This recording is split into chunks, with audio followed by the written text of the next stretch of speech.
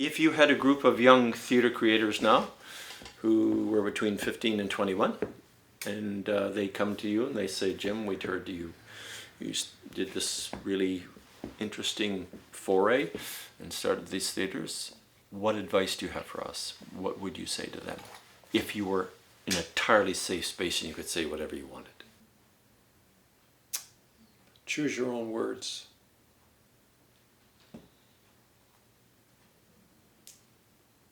Good. I think that I think the kind of art that I'm interested in, that's, you know, creative at the basic level, needs a kind of playpen. I think you create a place in which the focus can be on the work. So I tell you what I would really say is, don't chase the money.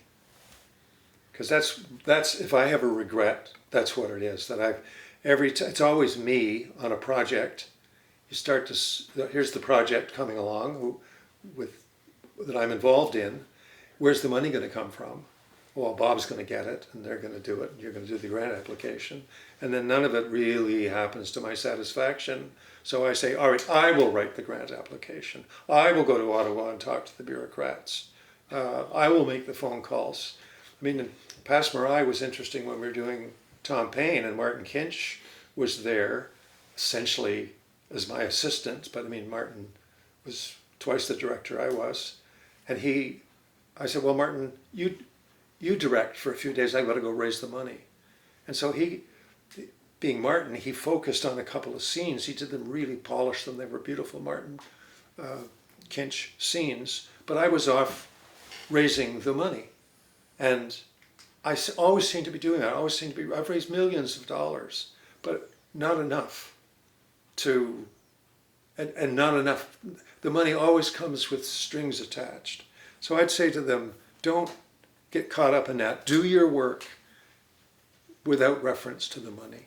You don't have to be an equity actor to make theater. You don't have to be in a big building to make theater. You don't have to be anything to make theater except two people in a room.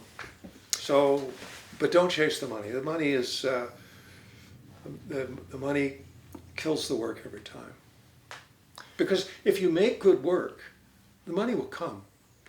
Like if you make good, honest work, and if you're talented, you've got the necessary training, and you do really good work, it's a cliche, but actually the money will come.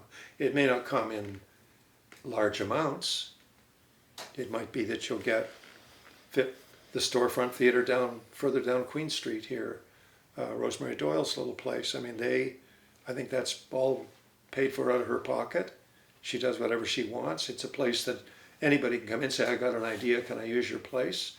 And so, you know, a lot of that is, you sort of have to pay some dues when you're starting out. You sort of have to work for nothing but to do the work. Don't worry about the money.